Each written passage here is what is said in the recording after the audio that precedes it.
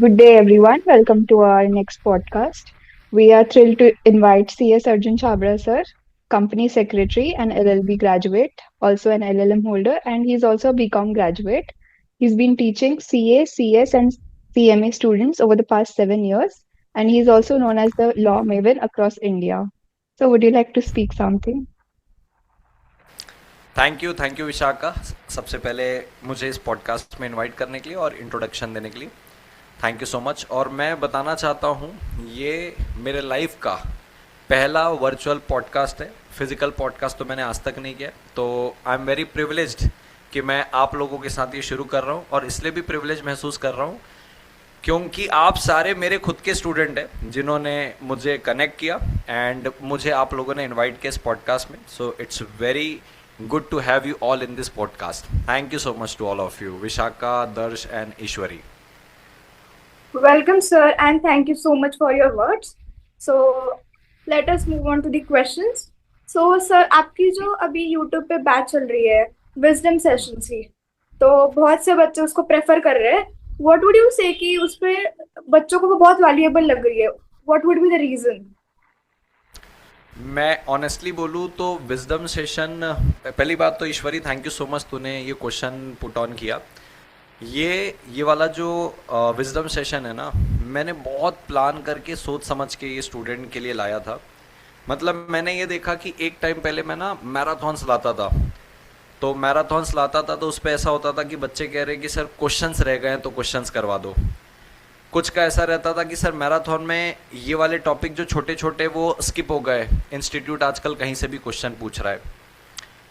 तो अब आज के डेट में बच्चों को ये भी चाहिए कि ना चीज़ें कम टाइम में हो जाए और पूरी कवर हो जाए। मतलब आजकल का बच्चा और आज से जब मैं 5 साल पहले मैराथन लेता था, इनके बीच का जो डिफरेंस है ना वो ये है, आज करंट एरा का बच्चा जो जेन जी है, ही वॉन्ट्स थिंग्स क्विक, फटाफट चाहिए मुझे सारी चीज़ें। तो मैंने बहुत सोचा कि मैं क्या करूं कि इनकी एक तो ये क्विक वाली चीज़ है कि भाई कम टाइम में मेरा पूरा कवरेज हो जाए। अच्छा, इस पे ये लोग भी गलत नहीं कि अगर वो सोच रहे कम टाइम में कवर हो जाए, उनके पास लॉ के अलावा भी 3 सब्जेक्ट और हैं। तो मैंने सबसे पहले तो ये ध्यान दिया कि भाई कम टाइम में पूरा कवरेज कैसे करना है, सबसे पहली चीज़। एंड व्हेन आई से पूरा कवरेज, सो पूरा कवरेज का मतलब है उस पर ICAI की मॉड्यूल पूरी कवर होनी चाहिए, लिटरली पूरे पास्ट एग्जाम पेपर कवर होने चाहिए, RTP कवर होना चाहिए, MTP कवर होना चाहिए। और मुझे जो लगता है कि यार ये चीज़ें भले इंस्टीट्यूट ने कभी नहीं पूछी, इंस्टीट्यूट के मॉड्यूल पे कहीं पे नहीं दी है, बट मुझे ये स्टूडेंट के सामने रखनी चाहिए, शायद ये पूछ सकती है करके। अब इन सबका पैकेज देना था, वो भी कम टाइम पे देना था। तो मैंने कहा ये कैसे पॉसिबल है। सो मैं, यू वॉन्ट बिलीव, मैं उन नोट्स पे शायद 2.5 से 3 महीने कॉन्स्टेंटली बैठा हूँ, एक तरफ मॉड्यूल लेके, एक तरफ MTP, RTP और मेरे कुछ रेगुलर टेस्ट लेके। And I use to make it short.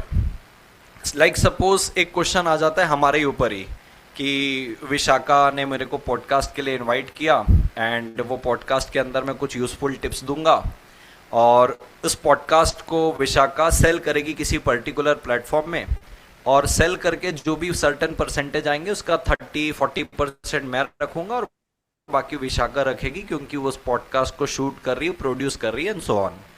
बाद में विशाखा इस चीज़ को ब्रीच कर देती है, मुझे कुछ टाइम तक शेयर देती है, बताओ अब अर्जुन को एडवाइस करो। अब ये 8 लाइन की पूरी कहानी बना के दे देता है क्वेश्चन। अब मुझे ऐसे था कि मैं इसको 8 लाइन पढ़ के स्टूडेंट को बताऊंगा, वो तो उसके पास इतना टाइम नहीं है। तो मैंने इस 8 लाइन की चीज़ को 2 लाइन में कवर करने की कोशिश की। ये पॉडकास्ट था, ये डील हुई थी, इतना परसेंटेज हुआ, एक पार्टी ने ब्रीच किया, बताओ अदर अपोजिट पार्टी को कि क्या होगा। खत्म, 2 लाइन में क्वेश्चन खत्म, पूरा क्रक्स भी आ गया और कौन से सेक्शन में इसका आंसर बैठेगा, क्या कंक्लूजन होगा, तो उसको एक बार में नटशेल में चीजें मिल गई। That's how I covered whole ICAI module 8 घंटे के अंदर, पूरा कॉन्ट्रैक्ट एक्ट, पूरे क्वेश्चंस के साथ, MTP, RTP, पूरा एग्जॉस्टिव कवरेज वो मैंने अचीव किया। वो स्टूडेंट ने बहुत ज़्यादा अप्रिशिएट भी किया। और ये सिर्फ कॉन्ट्रैक्ट का नहीं है, पूरे के पूरे 6 चैप्टर्स का है। तो ये मेरा स्ट्रॉन्ग रिकमेंडेशन रहेगा किसी भी स्टूडेंट को कि अगर वो चाहता है कि कम टाइम में चीज़ें कवर कर लूँ रिविजन पर्पस के लिए, तो wisdom session is one stop solution for him और हर। यस। जी sir, thank you very much sir. Next question ये है कि आपने सीएस जर्नी को क्यों चूज किया था and then why did you go for teaching? Very nice question. सबसे पहले विशाखा, मैं इसमें बताना चाहता हूँ, सी एस में आना वॉज अ कोइंसिडेंट। मैं एकदम इस पे नेचुरल, और शायद मैं ये चीज़ पहली बार किसी को पॉडकास्ट में बता रहा हूँ, मैंने क्लासेस में तो इस चीज़ को बहुत बार बताया है। C S was all together a coincidence. I was not a good student, मैं बहुत एवरेज स्टूडेंट रहा हूँ। पढ़ाई लिखाई में मेरा बिल्कुल मन नहीं रहता था। मतलब अगर बैक बेंचर्स का सरदार कोई बोलेगा ना, तो सबसे पहले नाम अर्जुन छाबड़ा का आता था स्कूल में। कॉलेज में कभी गया नहीं, क्योंकि हम इंजॉय करते रहते थे, घूमते फिरते रहते थे। मुझे निकलना था मेरे घर से बाहर। तो लाइक मेरी गर्लफ्रेंड बनी थी अराउंड क्लास 10th के आसपास। तो मेरी गर्लफ्रेंड चले गई थी बीकॉम फर्स्ट ईयर में पुणे। सो मुझे ऐसा था कि मुझे भी पुणे जाना है, तो मेरे को पुणे जाके कुछ पढ़ना लिखना नहीं था। मुझे सिर्फ मेरा ऐसा था कि मैं अपने गर्लफ्रेंड के साथ रह लूँगा। ये बात मेरे घर वालों को ऑलमोस्ट पता थी, इशारा उनको लग गया था कि इसको क्यों पुणे जाना है, क्योंकि पढ़ाई लिखाई में मैं ज़ीरो था। मैं पुणे जाके करूँगा क्या? वैसे मैं बताना चाहता हूँ, मैं बिलासपुर छत्तीसगढ़ से बिलोंग करता हूँ, तो मैं पुणे जाना चाहता था। तो मेरे घर वालों ने भेजा नहीं, क्योंकि उनको मेरे इंटेंशन बड़े क्लियर दिख रहे थे कि ये पढ़ने लिखने जा नहीं रहा है, ये अपने रिलेशन को कंटिन्यू करने जा रहा है। सो क्योंकि मैं इतना अच्छा पढ़ने लिखने वाला स्टूडेंट नहीं था, तो my dad put a condition on me कि भाई देख, तेरे को अगर कभी भी जीवन में घर से बाहर निकलना है ना पढ़ने के लिए, तो you have to prove yourself कि कुछ तू अच्छा कर सकता है, तो हम तुझे घर के बाहर भेजेंगे। तो मैं बीकॉम फाइनल ईयर में था तब। तो मेरा ऐसा था कि भाई अगर बीकॉम फाइनल ईयर हो गया, उसके बाद मैं क्या करूँगा? तो मैं अपने लाइफ में कभी इतनी मेहनत नहीं किया जितना मैंने बीकॉम फाइनल ईयर में कर लिया, just to prove my dad कि भाई मैं कुछ अच्छा करूँगा और कुछ अच्छे मार्क्स अचीव करूँगा, तो मुझे बाहर जाना है। सो जो भी मैंने अपने दम पे मेहनत की थी एज एन एवरेज स्टूडेंट, मुझे 70-75% बीकॉम फाइनल ईयर पे आए। और मैंने अब अपने डैड को बोला कि अब परसेंटेज आ गया, मैंने प्रूव कर दिया, मुझे जाना है। तो बोले अब कहाँ जाना है? तो मेरी एक फ्रेंड, मतलब मेरी बेस्ट फ्रेंड बोल सकते हैं, अभी हमारी उतनी अच्छी बात नहीं होती क्योंकि शादी हो गई उसकी, तो शादी के बाद चीज़ें इक्वेशन बिगड़ना इन द सेंस बदल जाती है कि भाई हस्बैंड आ गया है, मैं अपने रास्ते निकल गया हूँ। तो उसने सीएस के लिए मुझे सजेस्ट किया था, और खुद भी वो कर रही थी, हम दोनों साथ में सीएस में आए थे। तो मुझे उसने बोला था कि भाई तू सीएस कर ले, और सीएस का एक ही मुद्दा था, मैं ऑनेस्टली बताऊं तो, कि मुझसे प्रैक्टिकल सब्जेक्ट होते नहीं थे। मुझे बोला कि सीएस में पूरा थ्योरी थ्योरी है, बढ़िया पढ़ेंगे और पास हो जाएंगे। मैं इंदौर आया, क्लास में बैठा, 400-500 बच्चों की क्लास है, एक टीचर सामने पढ़ा रहा है। मैं पहली बार ऐसी क्लास को एक्सपीरियंस कर रहा था जहाँ पे टीचर ऐसे लोगों को एड्रेस कर रहा है। एंड मुझे जो एक परसेप्शन दिया गया था, पूरा थ्योरी है, चीज़ों को रटना है, समझ में आ जाएगी चीज़ें और पास हो जाना है, डिग्री आ जाएगी, जॉब लग जाएगी, ऐसे एकदम बेतुके से लॉजिक। मैं पहले दिन क्लास में बैठा, दूसरे दिन क्लास में बैठा, भाई साहब वो टीचर ने क्या लॉ सिखाया यार। मतलब उस दिन मुझे पता चला कि law is not theory. Law को लोग बोलते हैं कि लॉ एक थ्योरी सब्जेक्ट है। लॉ थ्योरी नहीं है भाई, लॉ इंटरप्रिटेशन है।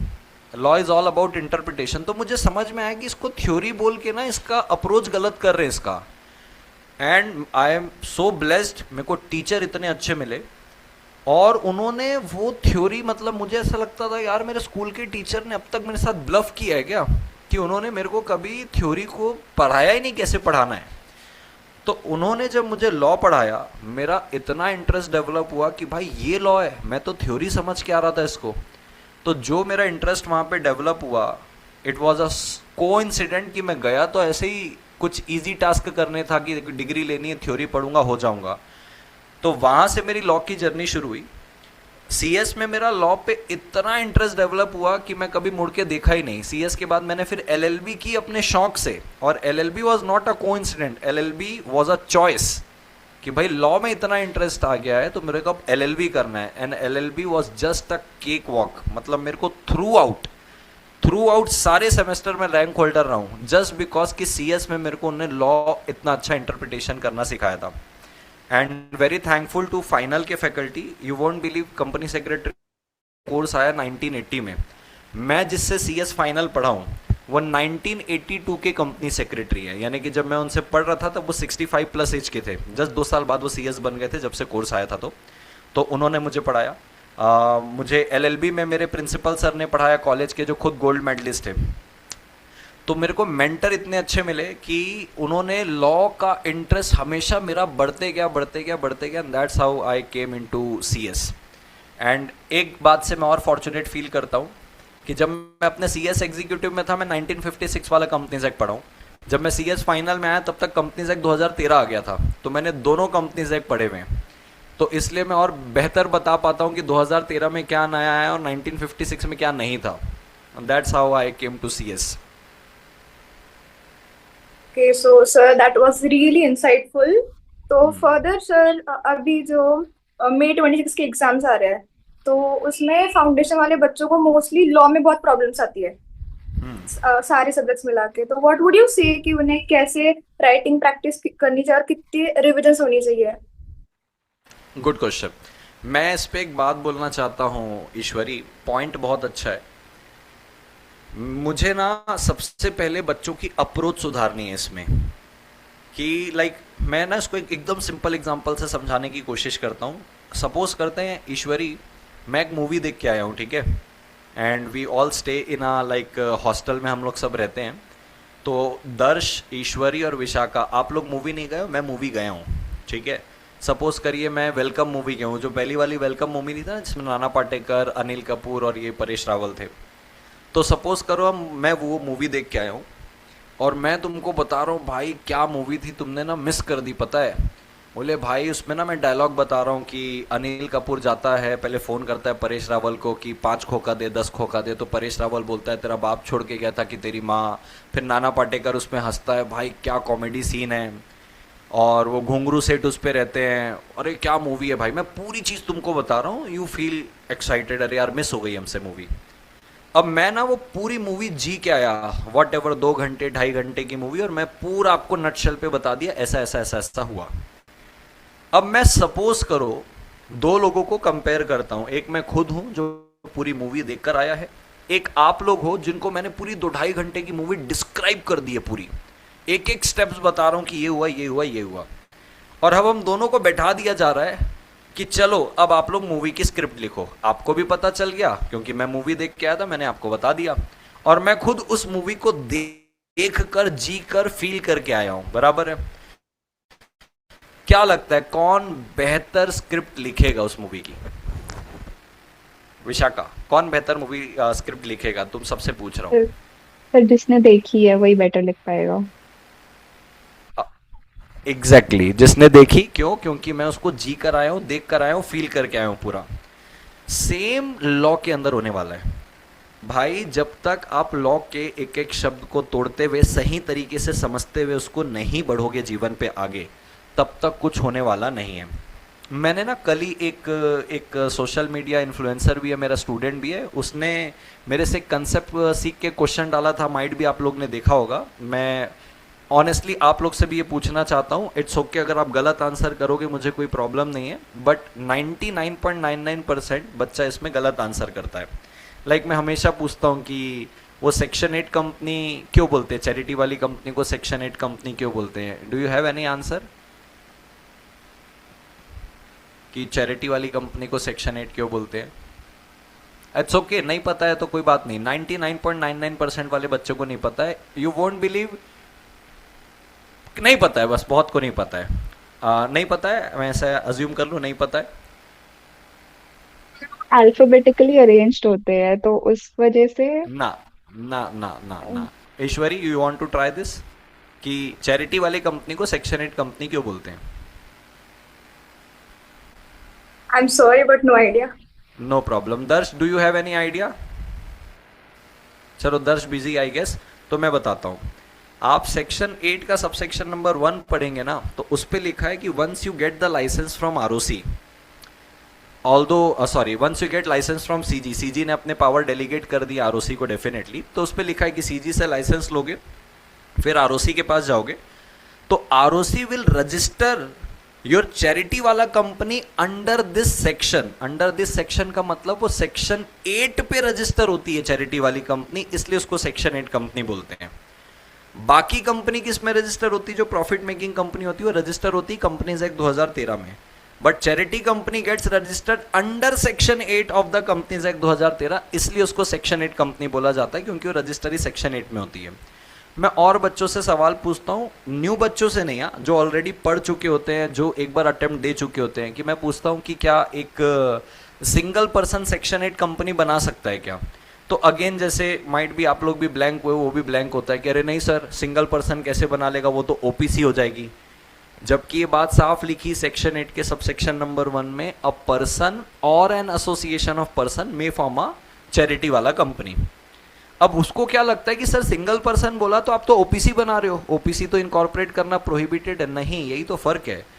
वन पर्सन कंपनी का मतलब है एक ही पर्सन मेंबर होगा, भविष्य में और कोई एक्स्ट्रा मेंबर आएंगे ही नहीं। सेक्शन 8 कंपनी में क्या है, एक पर्सन से आप सेक्शन 8 कंपनी बना लो, लेकिन भविष्य में इस कंपनी में और भी मेंबर आ सकते हैं, क्योंकि ये वन पर्सन कंपनी नहीं है, ये सेक्शन 8 कंपनी है, जो एक पर्सन भी, एक अकेला पर्सन भी फॉर्म कर सकता है। ये सेक्शन 8 सब सेक्शन नंबर 1 पे लिखा है। अब मुझे एक बात बताओ, ये इतनी बेसिक चीज है, अगर यही अगर किसी स्टूडेंट को नहीं पता है और वो बोल रहा है कि अब बताओ मैं राइटिंग प्रैक्टिस कितनी बार करूं, कितने, अब क्वेश्चन मान लो आ जाएगा आपको कि बताइए a single person can form a section 8 company और नॉट, ये आर्ग्यूमेंट चल रहा है दो के बीच में। अब आप राइटिंग प्रैक्टिस करके कर क्या लोगे अगर अपने कंसेप्ट ही नहीं क्लियर है। तो टू आंसर योर क्वेश्चन कि सर लॉ में सबसे ज़्यादा प्रॉब्लम आती है स्टूडेंट को, उसके लिए आपका क्या सजेशन है कि वो कैसे पढ़े, कैसे राइटिंग प्रैक्टिस करे। फर्स्ट एंड फॉरमोस्ट थिंग भाई, भूल जा राइटिंग प्रैक्टिस, राइटिंग प्रैक्टिस तो लास्ट की चीज है। First thing you have to do is crystal clear concept कर भाई। इतने कंसेप्ट क्लियर होने चाहिए कि क्वेश्चन पढ़ते ही आंसर अपने आप आए। अब जब आंसर करेक्टली पता है, इतना तुम छिलके पढ़े हो, रिवीजन करोगे, अब आप आंसर लिखोगे ना, अपने आप हाथ चलेगा। क्यों? क्योंकि आपने उस सेक्शन को चीर फाड़ करके एक एक शब्द को पकड़ पकड़ के जी के घुसा लिया अपने अंदर। अब आप राइटिंग प्रैक्टिस करोगे, ऑटोमेटिकली आपका हाथ चलेगा। तो द करेक्ट थिंग इज पहले कंसेप्ट क्लियर करो, उसको रिवीजन करो, अब आओ राइटिंग प्रैक्टिस में। मजाल तुमको कोई मार्क्स काट करके या फेल करके दिखा दे, अप्रोच सही चाहिए। अप्रोच गलत रहेगी तो कितनी राइटिंग प्रैक्टिस कर लो नहीं होगा। और मैं एक चीज और एड्रेस करना चाहता हूँ, आजकल आमतौर पर होता क्या, ईश्वरी, विशाखा, जब नया नया कोई स्टूडेंट आता है 12th पास, बड़ा भोला होता है बेचारा, उसको नहीं पता होता है कि भाई लॉ कैसा पढ़ा जाता है, कैसे मेरे को कितने समय पहले सिलेबस खत्म करना है, क्या स्ट्रेटजी होनी चाहिए। तो वो किसी भी एक जगह जब क्लास लगाता है, उसको कुछ समझ में नहीं आता है, बेचारा पढ़ता है, गलत जा रहा है सही जा रहा है नहीं पता। और जब अनफॉर्चुनेटली उसके अटेम्प्ट लग जाते हैं ना, अब वो किधर जा रहा है, अब यूट्यूब पे जा रहा है कि मैं एक बार ऑलरेडी क्लास में इन्वेस्ट कर लिया हूँ। So in YouTube everybody is doing revision, but मेरा पॉइंट ये, आप उस रिवीजन का कर क्या रहे हो, जब तक आपकी नींव मजबूत नहीं है, आप उसमें निर्माण करते जाओगे, बिल्डिंग तो गिरनी है। तो पहले मेक श्योर करो कि कंसेप्ट क्लियर है, उसके बाद ये यूट्यूब के रिवीजन, राइटिंग प्रैक्टिस ये जाओ, पहले ये देखो अपनी नींव मजबूत है कि नहीं। तो ये 3 स्टेप है, कंसेप्ट, रिवीजन और लास्ट पे राइटिंग प्रैक्टिस। ये 3 स्टेप आपने फॉलो किए, बेस्ट है और कुछ नहीं। और एक बात एड्रेस करना चाहता हूँ इसमें, एक हमारी ना ऑल इंडिया रैंक आई थी, रबानी कौर करके, ऑल इंडिया रैंक 8 जहां तक मुझे याद है, वो रेगुलर कॉलेज के साथ ऑल इंडिया रैंक 8 आई है, यानी कि क्लासेस करती थी और फ्री टाइम में लाइब्रेरी में जाके पढ़ाई करती थी। हमने उससे यही पूछा कि भाई तू कॉलेज के साथ टाइम कब निकालती थी पढ़ने का, तो बोले सर आप लोग जैसा क्लास में बोलते थे मैं वैसा फॉलो करती थी, आपने बोला ये इंपॉर्टेंट है मैं इंपॉर्टेंट मार्क कर ली थी, आपने बोला था इसको एग्जाम में एक दिन पहले पढ़ के जाना है मैं पढ़ के जाती थी, आपने जैसा बोला बस वैसा किया। तो उससे एक चीज और हमको समझ में आई कि स्टूडेंट को वन मेंटर, वन मटेरियल और अपनी खुद की मेहनत, ये 3 चीज में फोकस करना है। आज इतनी मल्टीपल इंफॉर्मेशन है, मैं रील पलटा रहा हूं, ये वाला क्वेश्चन अगर आपने राइटिंग प्रैक्टिस नहीं किया तो आप फेल हो जाएंगे। ये वाले टॉपिक्स, ये फाउंडेशन लॉ में बहुत इंपॉर्टेंट है, अकाउंट्स में ये चैप्टर नहीं किया तो शायद आपका अटेम्प्ट लग सकता है। बस बच्चा बोले अरे भाई इतनी सारी सोर्सेस है, सबको कैटर कर लूं, वो वहीं खत्म हो जाता है, वहीं डिस्ट्रैक्ट होके खत्म हो जाता है। अब वो अपने टीचर को भूल जाता है, अपनी मटेरियल को भूल जाता है, अपनी मेहनत को भूल जाता है। तो it should be one mentor, one material and one your effort, खत्म, स्ट्रेट फोकस होना पड़ेगा। और बताइए। मतलब काफी अच्छे से एक्सप्लेन किया आपने। मतलब नेक्स्ट क्वेश्चन है कि ये जो नींव बनानी होती है स्टूडेंट को, how does he make law a friendly subject, like how can he study it in a way कि उसको बोरिंग नहीं लगे, क्योंकि वो थ्योरी सब्जेक्ट है, काफी स्टूडेंट्स को प्रॉब्लम होती है उसमें। ठीक है, ये भी एक अच्छा सवाल है विशाखा। मेरा मेरा इस पे भी बहुत क्लियर आंसर है।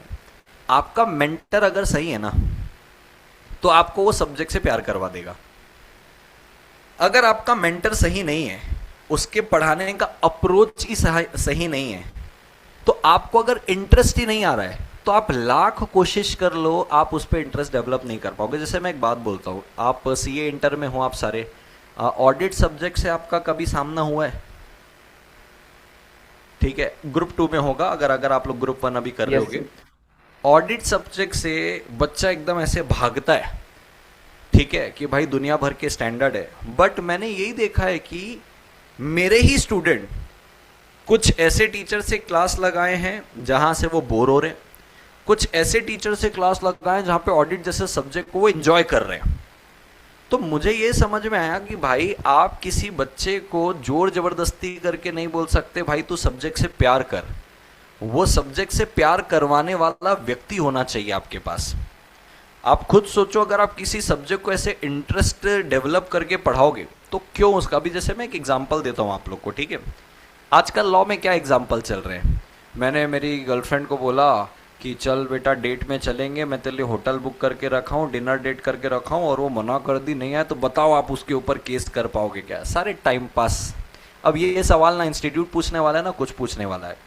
हम एग्जाम्पल कैसे देते हैं आपको पता है कि भाई मैं एडुकेटर हूँ अर्जुन छाबड़ा, मेरे को एक एडटेक प्लेटफॉर्म ने इनवाइट किया कि क्या आप हमारे प्लेटफॉर्म में पढ़ाएंगे, हम आपको 50 लाख रुपीज़ का पैकेज देंगे साल भर का।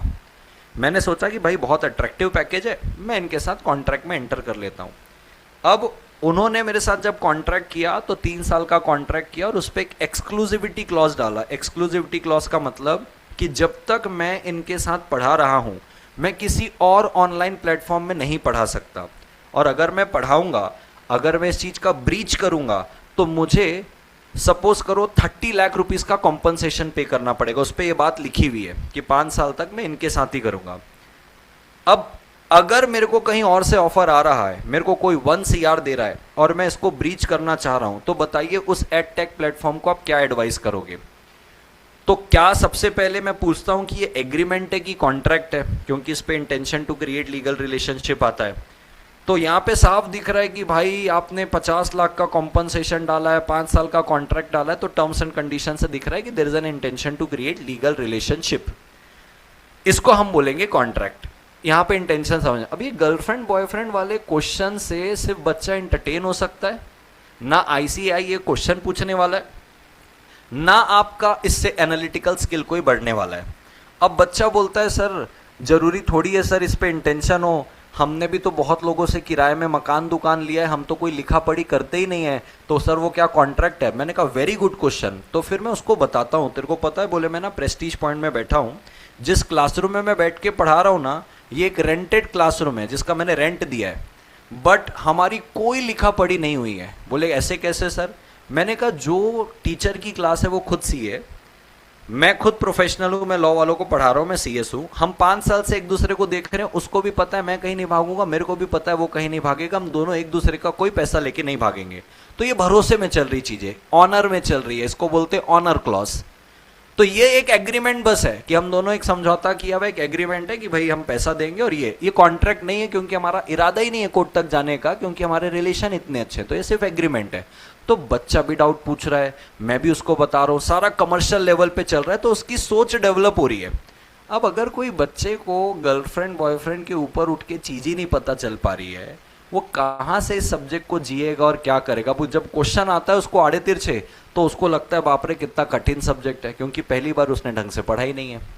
I hope you got my point कि मेंटर सही हो ना, तो आपको नहीं डेवलप करना इंटरेस्ट, वो ऑटोमेटिकली इंटरेस्ट डेवलप हो जाएगा। So thank you so much for that. Okay so sir nextly तो फिर क्या होता है कि अभी सितंबर 25 पर जो हमने देखा कि लॉ का पेपर बहुत टफ आया था, तो फिर ऐसे आपने बोला कि मेंटर अच्छा होना चाहिए फिर हो जाता है, बट फिर भी अगर कभी कभी मेंटर भी अच्छा सिलेक्ट करके और फिर सेल्फ स्टडी हम करके भी कहीं तो कौन सा पेपर टफ आ जाता है, तो फिर बच्चों से कैसे टैकल करेंगे? देख बेटा, ये तो मैं डिनाई नहीं करूंगा कि पेपर आड़े तिरछे आते हैं, लेकिन अगर आप एक डेप्थ में जाके पढ़े हो और पेपर आड़ा तिरछा भी आया है, थोड़ा सा आउट ऑफ बॉक्स आया है, एटलीस्ट जस्टिफाई करने के आसपास तो जाओगे ना। मतलब अगर अपन ने लेवल 10 की तैयारी की है, ठीक है, और क्वेश्चन आ जाता है लेवल 12 का, तो आप लेवल 10 पे तो हो ना। अब अगर आप खुद लेवल 1 और लेवल 2 पे जी रहे हो और क्वेश्चन आ जाएगा लेवल 12 का, तो भाई जस्टिफाई करने के लिए तो बहुत दूर रहोगे ना। अब मैं एक पॉइंट इस पे और बताना चाहता हूँ कि चलो पेपर में क्वेश्चंस आगे पीछे आते हैं, बट ऐसा तो नहीं होता ना कि जितने क्वेश्चन आए सारे आउट ऑफ द बॉक्स है। 2 क्वेश्चन, 3 क्वेश्चन, 4 क्वेश्चन ऐसे तो रहेंगे, लेकिन बाकी का तो आपके आईसीएआई की मॉड्यूल के अंदर से ही आया है ना।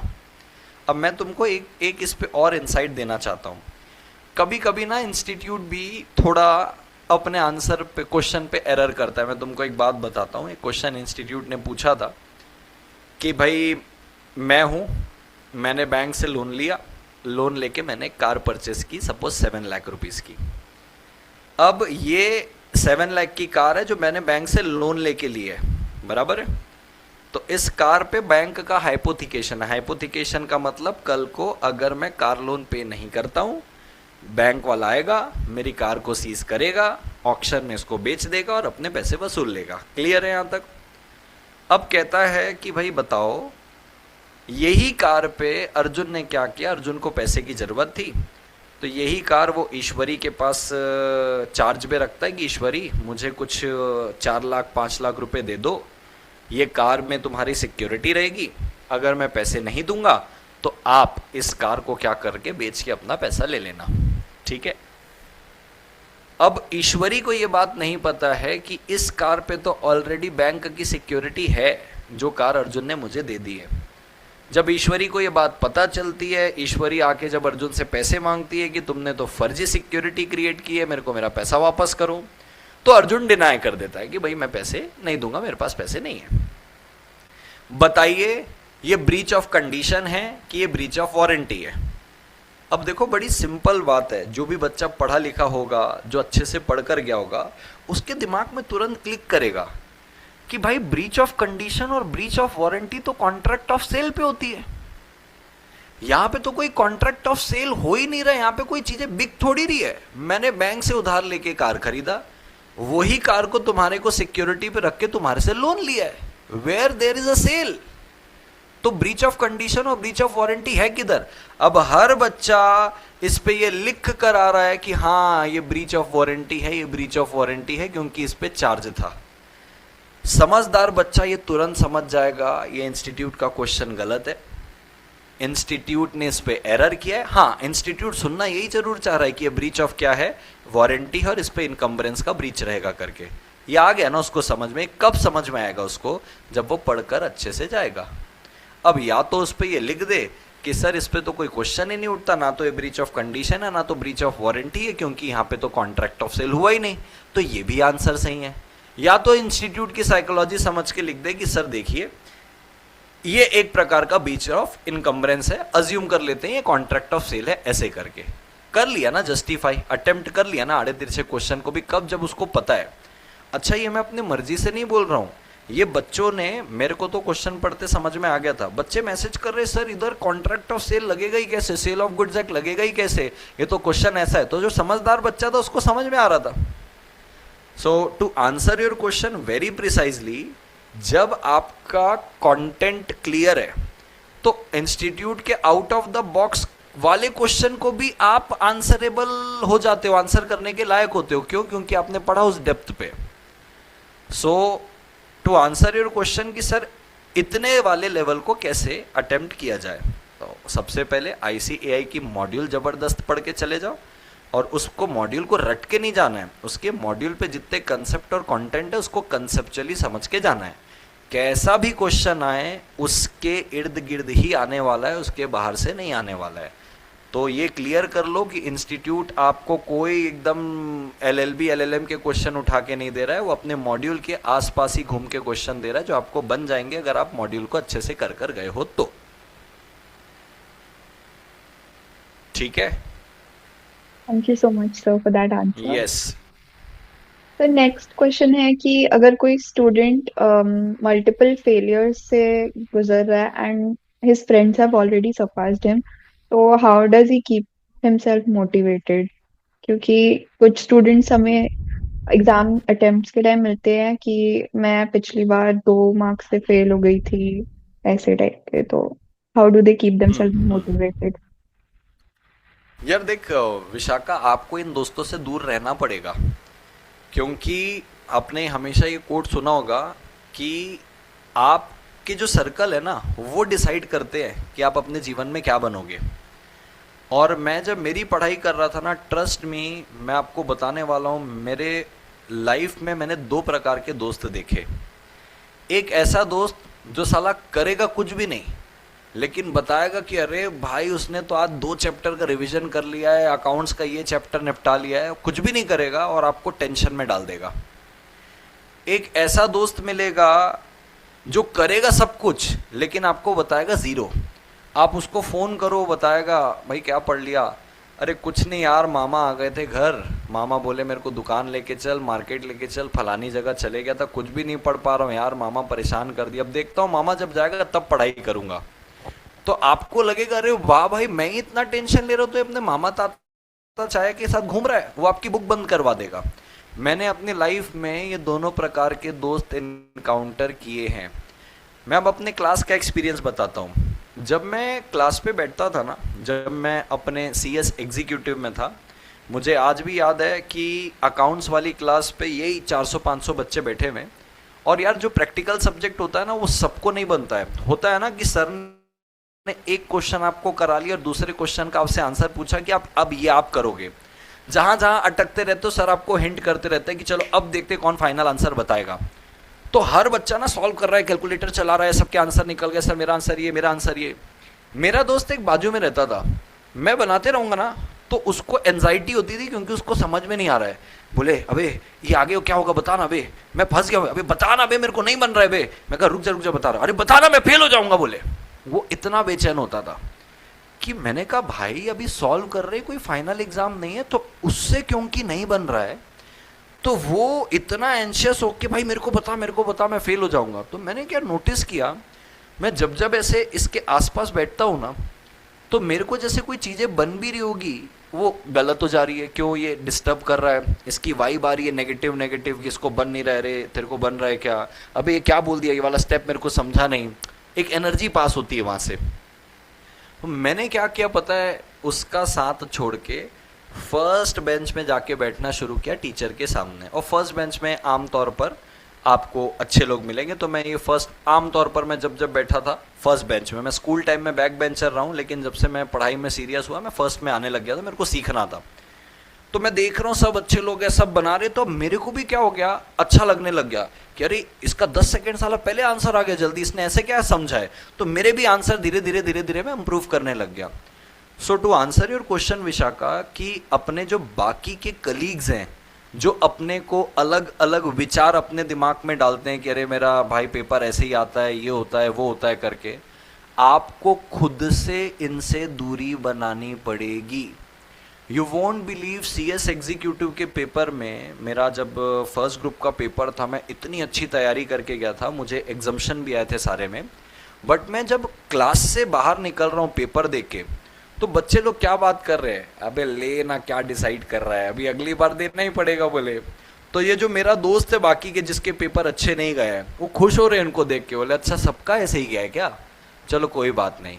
आप इंस्टेड ऑफ रिग्रेट फील करना कि मेरा पेपर अच्छा नहीं गया, मैं नहीं निकलूंगा, अब 4 दोस्त को देख के उनका भी बिगड़ा करके कंफर्ट फील कर रहे हो, अब वो सेम चीज पढ़ने को रेडी हो गए उनके कंफर्ट को देख के। ये तो लूप है, फिर आप इसमें फंसते जाओगे। तो आपको ये सारी लोगों को कट डाउन करना पड़ेगा।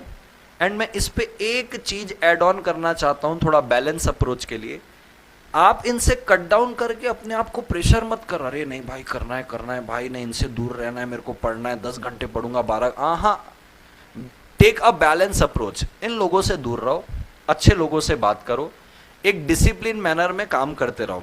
अब क्या होता है, कुछ बच्चा मोटिवेशन में एक दिन मोटिवेट होगा, अगले दिन 10 घंटे पढ़ लेगा, परसों उसका मोटिवेशन डाउन है, वो 2 घंटे भी नहीं पढ़ पा रहा है। तो डिसिप्लिन प्लस कंसिस्टेंसी, उस पर आपका ग्राफ चलते ही रहता है, चलते ही रहता है। आप रोज 7 घंटे 5 घंटे पढ़ो, लेकिन वो रोज होना चाहिए। एक दिन 10 घंटे पढ़ रहे, एक दिन 2 घंटे पढ़ रहे, वो काम करने वाला नहीं है। So have a balanced approach, circle your self with good people जो जीवन में कुछ एम्बिशन लेके रखे हुए, और आराम से आगे बढ़ो, हो जाएगी चीज़ें। और मैं इस पर एक और ऐड करना चाहता हूँ कि जब बच्चा इन सारी चीज़ों में नर्वस होता है, घबराता है ना, मैं भी नर्वस हुआ हूँ, मैं भी घबराया हूँ अपने एग्ज़ाम टाइम में। मैंने ना अपने एक रूटीन बांधा हुआ था, मैं नाइट आउल हूँ, मेरे से दिन पे पढ़ाई नहीं होती है, मैं रात भर पढ़ता था। तो सपोज करो मैं ना सुबह जब सब लोग उठते थे ना 6-7 बजे, तो वो मेरा सोने का टाइम होता था। तो मैं 6-7 बजे के आसपास सुबह सो रहा हूँ और आराम से 12 बजे के आसपास 1 बजे के आसपास उठ रहा हूँ, प्रॉपर लंच कर रहा हूँ, उसके बाद पढ़ने बैठता था। और ईमानदारी से बोलूँ, पढ़ने बैठना मतलब मेरी पढ़ाई शुरू ही होती थी शाम को 5-6 बजे तक, क्योंकि मैं रात से पढ़ना वाला शुरू करता था। बट ना मैंने अपना रूटीन बांधा हुआ था कि भाई मैं रोज़ उठ के पढ़ रहा हूँ ना, अगर लंच करने के बाद मैं एक बार शाम को, मेरे घर के पास गुरुद्वारा था और I belong to Punjabi family, तो मैं एक बार जाके माथा टेक के आता था ग्रंथ साहिब के सामने। ये मांगने नहीं जाता था कि मेरे को बहुत शक्तियाँ दे दो ताकि मैं पढ़ने लग जाऊं, मेरे को पास करवा देना, मेरे को अलग से जादू भेज दो जो आके धूप धूप करके 2 बार मेरे को छू के चले जाए तो मेरी शक्तियाँ विकसित हो जाए, ऐसा कुछ भी नहीं।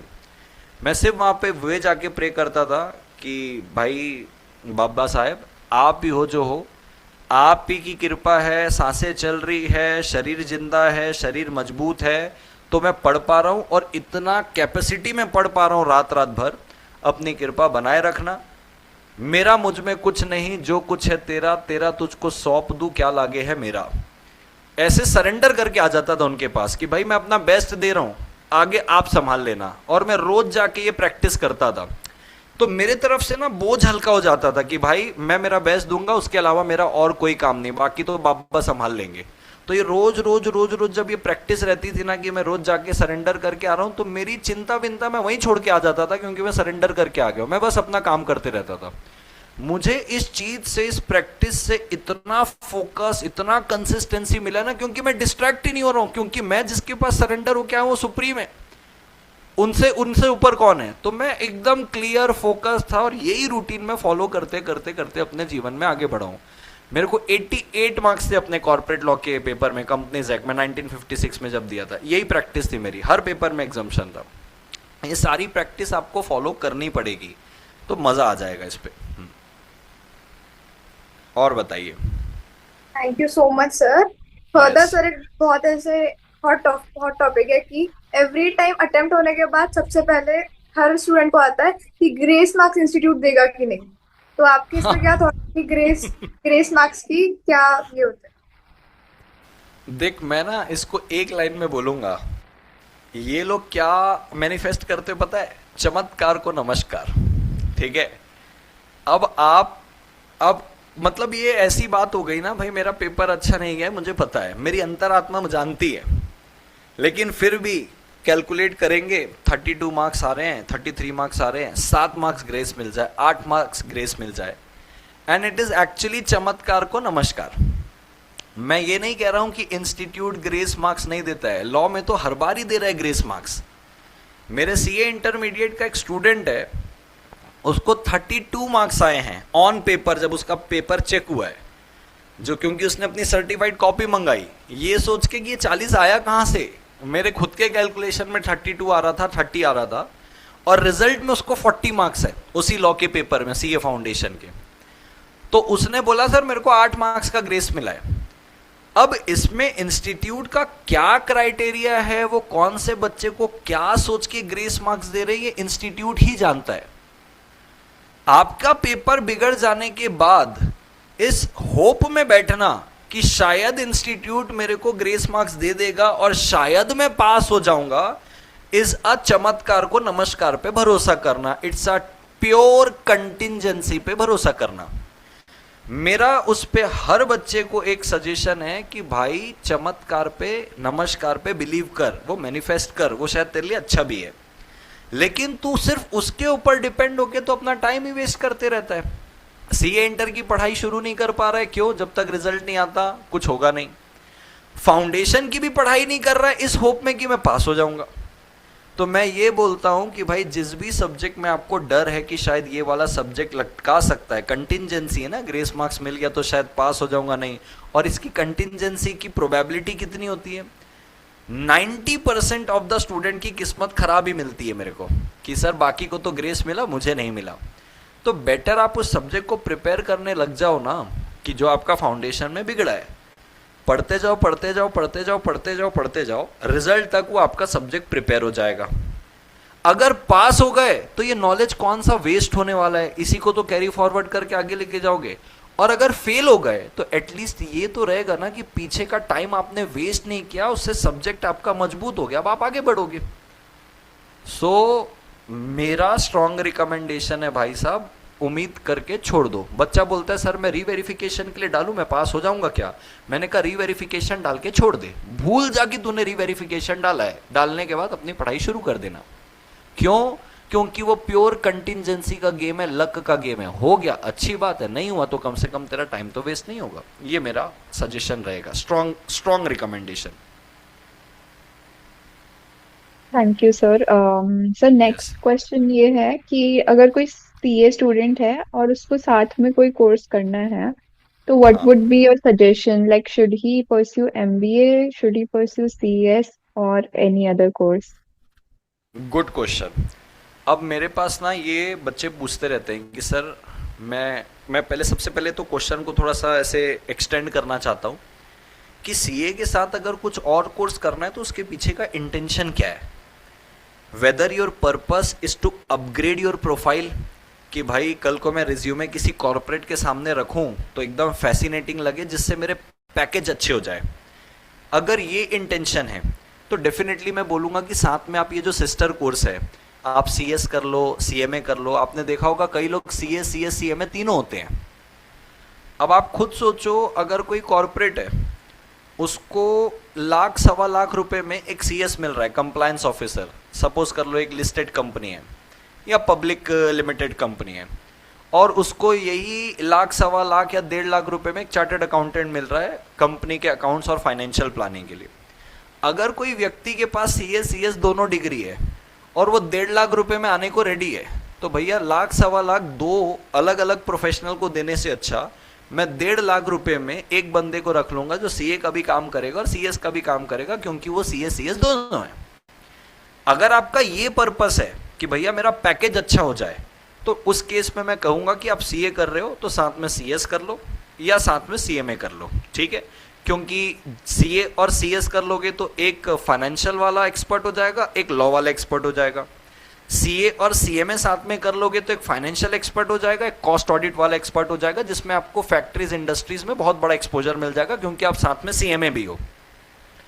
बट इसके अलावा बहुत सारे ऐसे स्टूडेंट आते हैं कि जैसे वो लॉ पढ़ रहे हैं तो उनको लॉ पे इंटरेस्ट आ गया कि सर मैं सोच रहा हूँ सर मेरे को ना लॉ पे बहुत मजा आ रहा है, तो मैं सीएस करूँ कि सर मैं एलएलबी कर लूँ, बराबर है क्या? अब इस पे भी मैं अब उनको बोलता हूँ भाई देख, सीए में तू सिर्फ पढ़ रहा है क्या, कॉर्पोरेट लॉ। जब तू एलएलबी जाएगा वहां पे कॉन्स्टिट्यूशन भी है, एविडेंस एक्ट भी है, सीआरपीसी भी है, सीपीसी भी है, तो सिर्फ कंपनीज एक्ट के बेसिस में जज मत कर। तो ये वो कैटेगरी वाला स्टूडेंट हो गया जो अपने चाव से पढ़ना चाहता है। जैसे मैंने एलएलबी को ही अपने पैकेज को या अपनी प्रोफाइल को इंप्रूव करने के लिए नहीं पढ़ा था, मेरा चाव था, मेरा इंटरेस्ट आ गया था।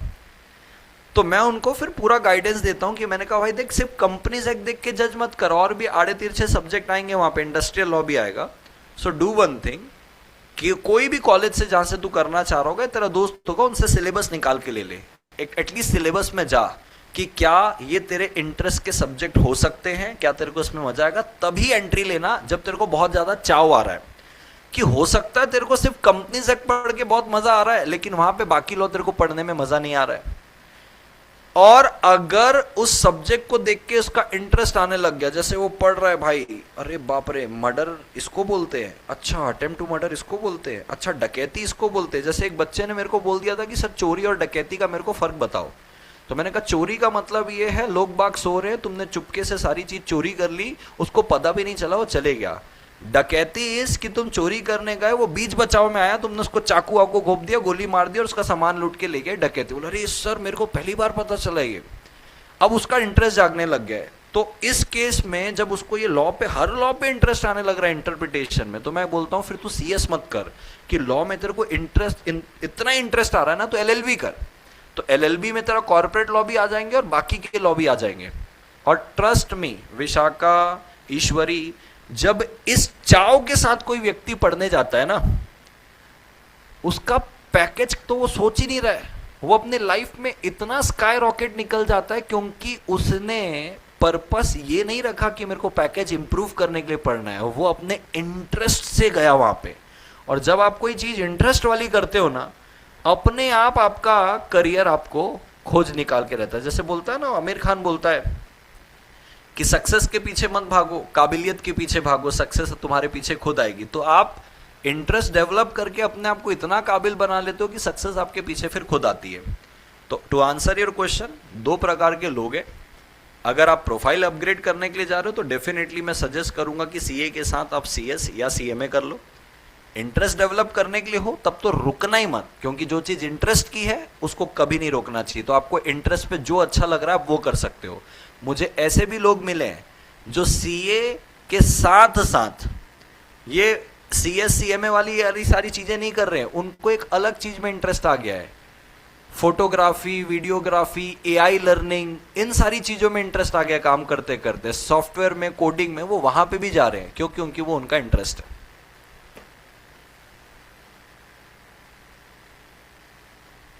Next, मतलब thank you so much. So next, मतलब would you like to address the audience something you want to tell them कि ये अपनी जर्नी में याद रखना और anything?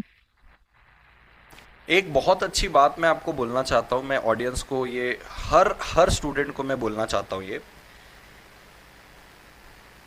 कहता है कि ना, जो तुम्हारा रिजल्ट है ना, इसका बहुत अच्छा है कोट मैंने पढ़ा है, वो कोट मैं बोलना चाहता हूं कि you practice your trophies years back.